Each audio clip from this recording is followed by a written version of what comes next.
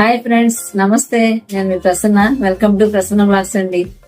ఈ రోజు ఒక మంచి రెసిపీతో మళ్ళీ మీ ముందుకు వచ్చా. ఇదిగోండి, సమ్మర్ స్టార్ట్ అయింది కాబట్టి ఇంకా వడియాలండి. ఇదిగోండి, ఇప్పుడు బూడిద గుమ్మడికాయ అండి. మనకు తెలుసు కదా, చాలా ఆరోగ్యం, చాలా రుచిగా ఉంటాయి.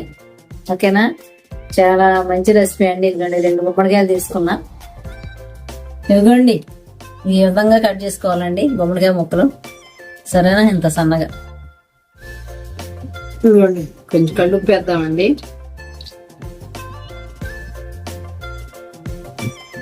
వేసి వీటిని ఇలా కలుపుతూ ఉండాలండి. 2 చేతులు పెట్టి ఇలా కలుపుతూ ఉంటే. ఇదిగోండి, కాస్త పసుపు కూడా వేద్దాం.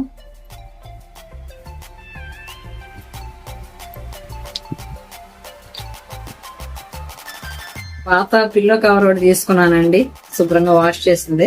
ఇప్పుడు ముక్కలని దీంట్లోకి ఎత్తేద్దాం. ఇదిగోండి, ఇట్లాగా వెయిట్ పెట్టేసాం. వాటర్ చూసారా దిగుతుంది. నొక్కుతుంటే తెల్లారిసరికి బాగా దిగిపోయింది అన్నమాట అండి.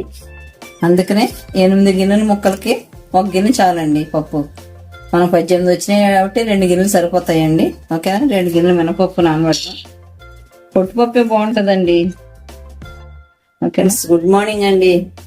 ఇదిగోండి, తర్వాత రోజు మార్నింగ్ మనం రాత్రి గుమ్మడికాయ ముక్కలు కోసి పెట్టుకున్నాం కదా. ఇదిగోండి పప్పు అండి, కడిగేస్తాం. ఈ విధంగా అయిపోవాలన్నమాట. మెత్తగా చూసారా, గట్టిగా మెత్తగా ఉంది. ఇది తీసుకుని ఉన్నది కూడా వేసేద్దామండి. ఇంకా ఉంది కదా, వేసి దీనికి సరిపడా వేసుకెళ్దాం.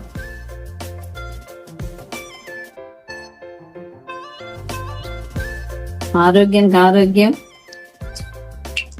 చక్కగా మంచిది కదా. ఇట్లా చేసుకోవాలండి. మన ఇష్టం అండి, ఏ సైజులో అయితే ఆ సైజులో పెట్టుకోవడమే. అంతేనండి, ఎగలుతున్నాయి.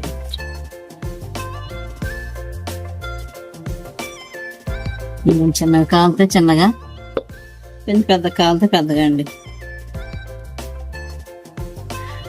ఇవి బయటికి రాకుండా చక్కగా నీట్గా పెట్టుకుంటే మనం ఆయిల్ వేసినప్పుడు కూడా